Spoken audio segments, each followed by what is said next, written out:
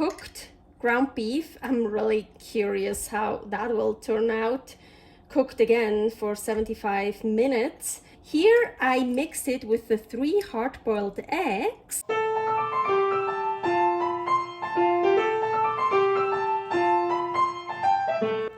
Carnivore Girl's Creative Carnivore Kitchen. No plants, no dairy, the next level cooking show. Carnivore recipes with meat, fish, seafood, eggs, gelatin, flavored seltzer, water, and salt. From super easy to complicated, from quickly done to many hours in the kitchen. I always say everybody's body and brain are different, and you gotta figure out what works best for you. The carnivore lifestyle has tremendous benefits, healing effects, and is the best elimination diet. There are many different ways how to do carnivore. I found a way that momentarily works the best for me. In this cooking show, I'll show you it doesn't have to be boring and can be very creative, delicious, and fun. I already created so many carnivore recipes on Instagram at karnivorgirl, and I have this never-ending list on my phone with tons of ideas. My brain is a gift and a curse. Have fun with this episode. Welcome to my Creative Carnivore Kitchen. Today, again, a jarring episode. And I have so many leftovers. So I got the idea, why not jarring leftovers? Hell yeah! Sterilizing. So my jars are actually all clean. I wash them by hand, then in the dishwasher, and then I just store them until I need them. And so before jarring, I started sterilizing everything. So all the jars, all the rings, all the lids are in here in a pot with 3 quarts of water, because that's the amount then I will need for jarring. I'm gonna put on the lid, close it, and it's already set on the highest. Now I'm gonna wait until it starts boiling, and when it boils, I set the timer to 10 minutes, and the steam in here will nicely sterilize everything. And now everything is nicely sterilized. It's still very hot, of course, so usually I just keep it in here for a while, then I take it out and I can start jarring. So I have lots of leftovers here. Ooh, what do I have? Let's start with this one here.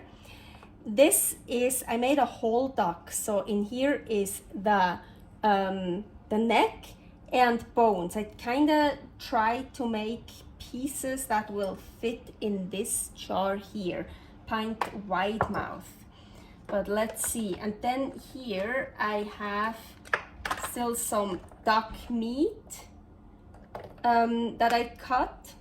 And here is a chuck steak that I cut in cubes. And over here I have burger patties. We have so many burger patties, and yeah, I don't know. I mean, it's totally cooked through. You can see that.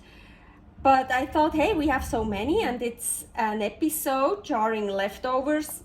Let's try it. Let's see what happens. And here from a leg of lamb, the bones are not in here. I froze the bones for then broth and stuff, because the bones are way too big. I really would like to put that bone in, but I don't know if it fits. We will see. But here is the rest of the leg of lamb, and here I have like a joint. And so for jarring, it's always really good to jar tough stuff. Well, this is not that tough, but like tough meat. So like you see, like stuff like that is chewy, because then when you jar it, it becomes super tender and you can eat it, and it actually becomes really flavorful. So like here, the tendons, you see this like perfect. I didn't throw that away on purpose because for jarring, this is like perfect. So yeah, I'm super excited. Ooh, and here I also have 3 hard-boiled eggs that I should use up. So this is also left over. So yeah, maybe I'll add some hard-boiled egg. And also what I have, but I think I'm not gonna use, because here, that duck skin, oh, look how beautiful. This is just so delicious. And I think it's sad to use for jarring. I love just eating it like that, or like wrapping something into it, or you can put that in a Ninja Foodie on broil or dehydrate it and make chips out of it, duck chips, so delicious. But I don't know, I have a lot, so maybe a little bit, I don't know yet about that. But so let's start. And yeah, the jars. So usually I use these jars, wide mouth pint jars, but and I like to fill up my pot with 16 that fit in there, but I don't have 16 empty ones of those, so I also prepared, sterilized these. Apparently those are regular jars. I call them narrow mouth because for me those are regular jars. This is much more regular than this. It's like weird, I don't know. But yeah, so these are a little bit smaller, and I also have one big one. I was thinking maybe if I really want to jar some longer bones that don't fit in here, I could put it in here, but I don't know if I want to use that or not. So let's just start and see where it goes. Really quickly about salt. You don't need to use salt for jarring if you don't want to. If you want to use salt, you can use whatever salt you want.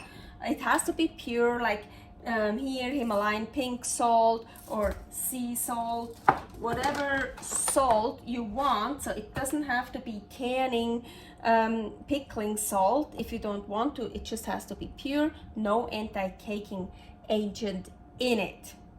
Okay, so leftovers are usually already salted. I know this is already salted. Well, not the hard-boiled eggs. I couldn't put eggs in. I couldn't put salt in the egg, but I'm sure it's not enough salted, so I probably will add some salt. So just mix and match, right? But I want to start with those bones here because I want to see what I can fit in. Yeah, so like not really, because you want to leave 1 inch headspace, and that is here underneath this rim. So I don't want to fill it up more than here.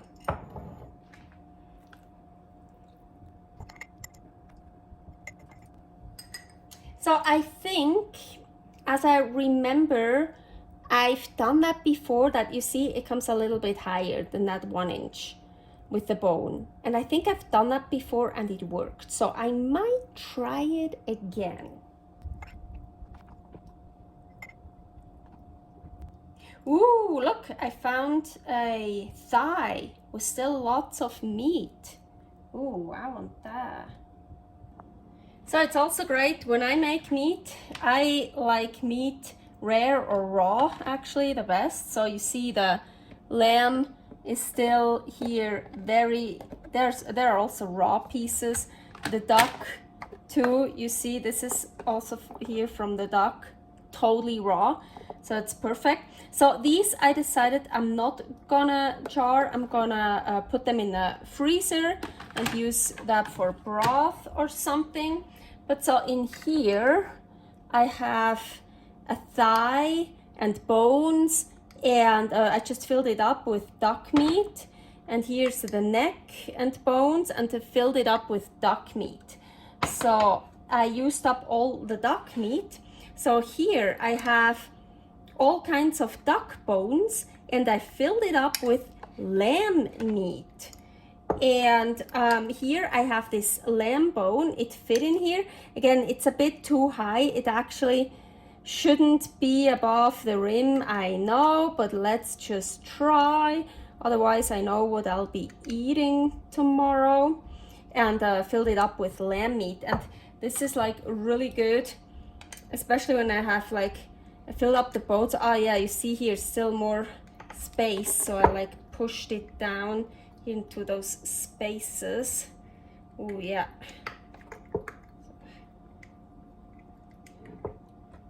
Could fill a lot more. Fit more in here. Cool. So you don't want to fill it up too high. I know mine are filled up very much right now, so yeah, so underneath the rim. Yeah, let's just try it. So here I have the cooked ground beef. I'm really curious how that will turn out, cooked again for 75 minutes. So just that. Here I mixed it with the 3 hard-boiled eggs. And by the way, I tried it out with these 2 jars and this content. They're actually the same, also the same amount fits in it. It's really, the difference is just the narrow mouth and the wide mouth. I thought those were smaller because they look smaller, and more of those fit into the canner. 8 of those fit on the bottom, and 10 of those fit in a bottom. But yeah, I like those much better. Also, those are fucking hard to clean. So, and these 3, so here again, the cooked ground beef, the rest of the lamb, and this here is the chuck steak. So those 3, I wanna, instead of filling up with water, I wanna fill up with egg. And here too, like underneath the rim, egg expands, so maybe a bit less with the egg. This is just blended eggs with salt. I like to put salt directly into the eggs.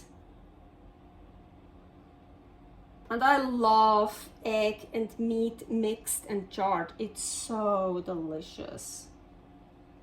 Now this one comes in handy, so I can really, so it goes everywhere. The ones I don't fill up with egg, I like to put salt just on top. I'm thinking, you know what? I want to use some pink Himalayan salt for these here. This is just filtered water. So I want to fill it up now, kind of underneath that rim again. So this is like headspace you want to leave.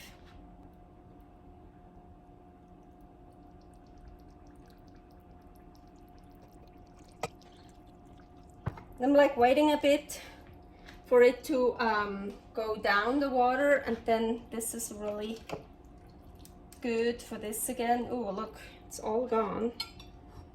Actually, so with raw meat, you don't want to fill it up so much because raw meat also has a lot of water in it. With the cooked meat here, this is all the way cooked, so I really want to fill it up. But here it's, well, it's also cooked but also raw, so maybe not all the way. If I use completely raw meat, I also don't fill it up all the way. I just honestly do it by feeling. So now I'm gonna show you with that jar here, fresh towel, damp. You wanna clean the rim very well, so you're gonna get a good seal. Then dry.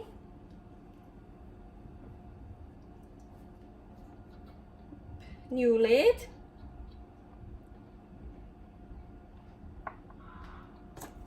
I reuse the rings, that's why they look like this.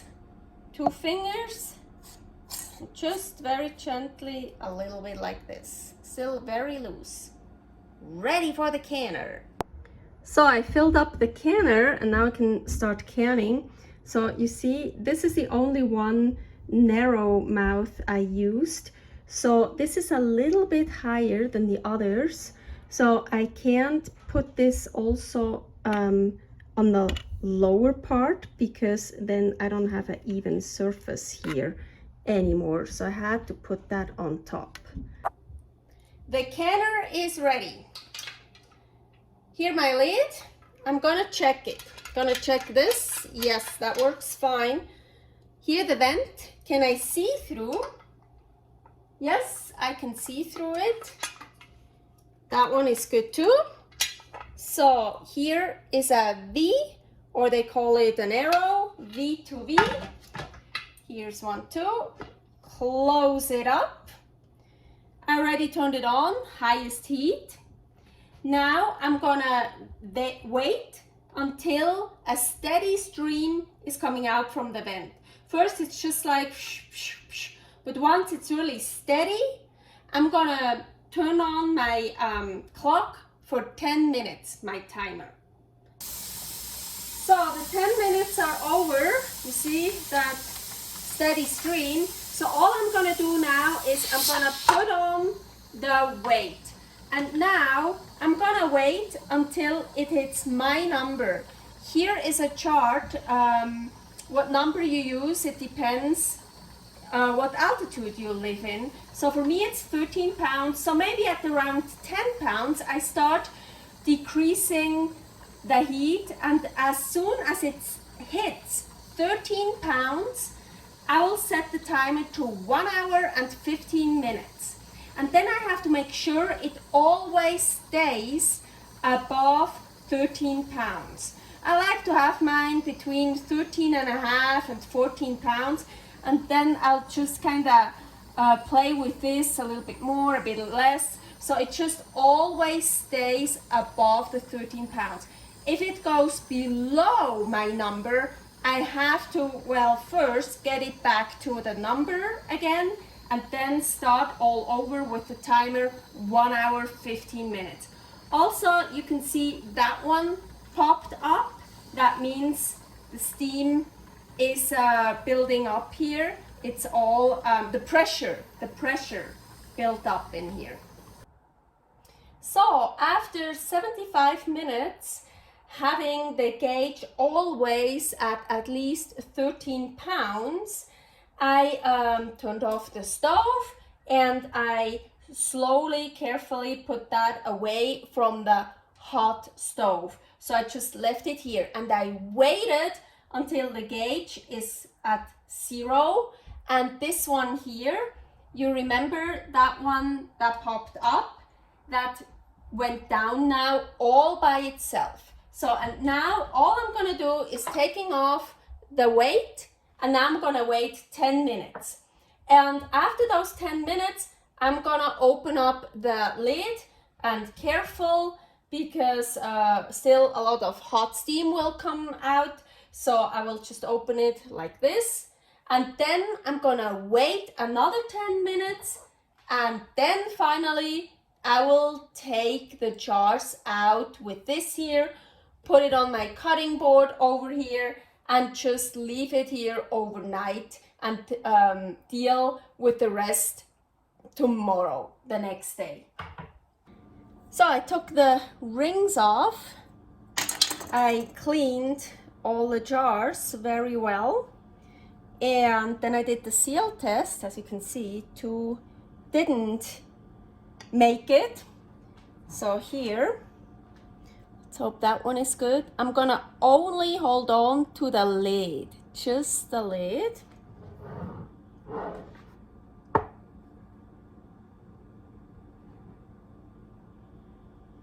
Yep, perfectly sealed.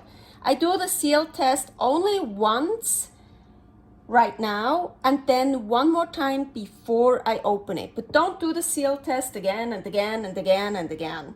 Now I'm gonna label it, the date and what's in it, and then I'm gonna store it and eat those.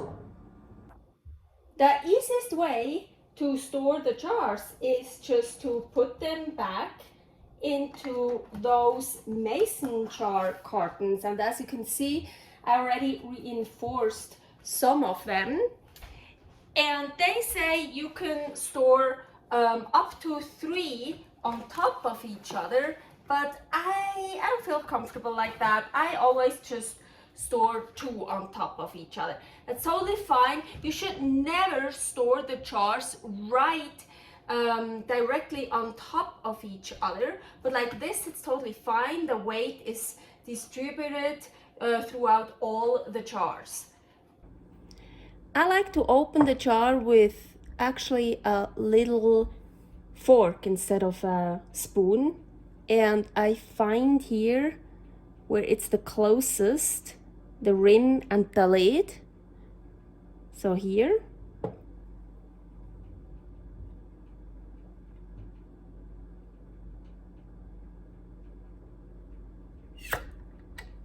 And open. Here is the lamb with that bone in here. I don't want to take this bone out. Ooh, lots of lamb will come out too. Ooh, I love meat from the bone.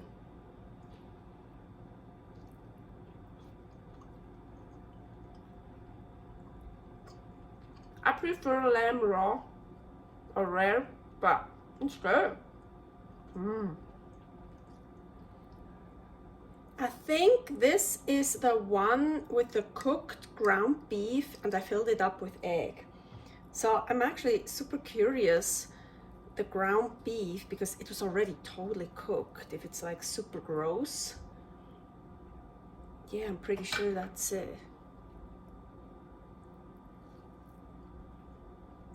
It's good. It's just, yeah. Oh yeah. So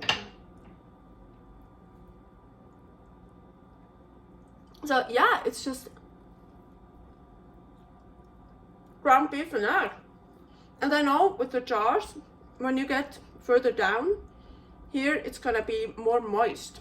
So up here it's maybe a bit dry, but not even that much. But yeah, so if I have a shit ton of burger patties already cooked that don't get eaten, I can mix it with egg and jar it. Yeah, I love it. Really good. Chuck steak and egg.